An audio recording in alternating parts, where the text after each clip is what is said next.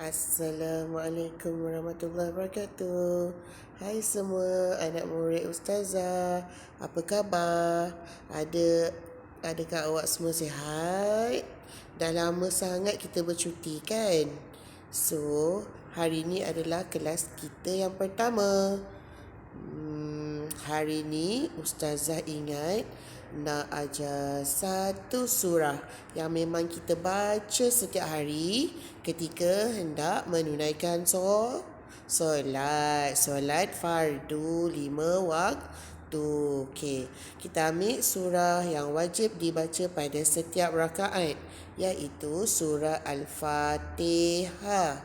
Surah Al-Fatihah. Surah Al-Fatihah ini mempunyai 7 ayat. Ayat yang pertama kita mulai dengan membaca basmalah, iaitu bacaan Bismillahirrahmanirrahim. Okey, mari kita baca bersama. Bermula daripada bacaan Bismillahirrahmanirrahim. Alhamdulillahi Rabbil Alamin. Ar-Rahmanir-Rahim. Maliki Yawmiddin. Iyyaka na'budu wa iyyaka nasta'in. Ihdinas siratal mustaqim. Siratal ladzina an'amta 'alaihim ghairil maghdubi 'alaihim waladdallin. Amin. Ustazah pasti anak-anak semua sudah menghafaz surah Al-Fatihah ini, betul? Tetapi kita mesti membaca surah Al-Fatihah dengan sebutan mahraj dan harkat panjang pendek yang betul. Jika salah membacanya dan membacanya dengan kadar yang laju atau terlalu perlahan akan menyebabkan makna dalam setiap patah surah Al-Fatihah itu akan berubah. Okey, kemudian Ustazah akan tunjukkan pada helaian muka surat 12 mengenai pengenalan kepada surah Al-Fatihah itu sendiri. Apakah itu surah Al-Fatihah? Okey, Ustazah akan terangkan di sini. Surah Al-Fatihah yang kita baca setiap hari di dalam solat adalah surah yang pertama diturunkan di Mekah. Mekah di mana anak-anak semua? Adakah di Johor? Ataupun dekat Amerika?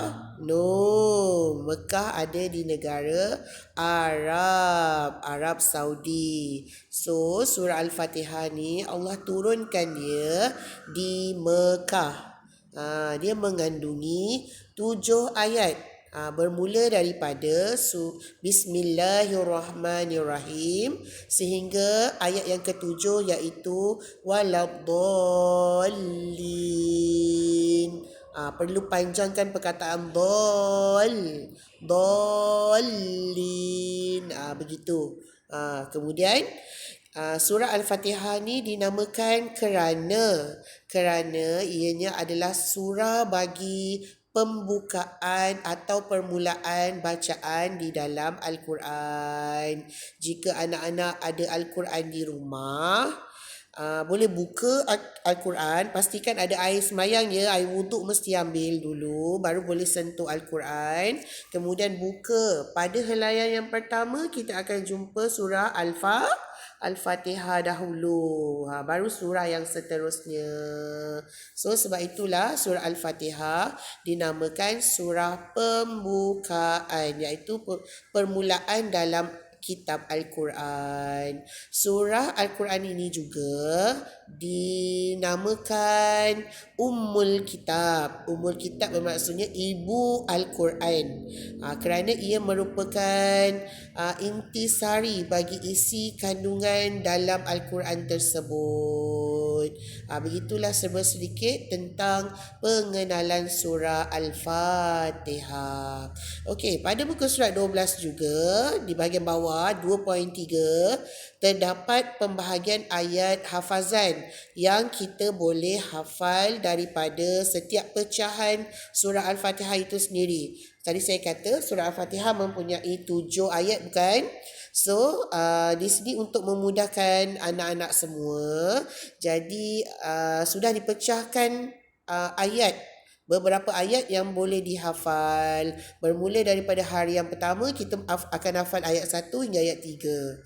Kemudian hari yang kedua, kita akan hafal seterusnya ayat 1 hingga ke 5. Kemudian dan seterusnya, level yang lagi tinggi sikit, ayat 1 hingga ayat 7. Tapi saya pasti anak-anak semua mesti sudah menghafal surah Al-Fatihah bukan? Kerana kita sudah membacanya setiap hari ketika solat. Betul kan?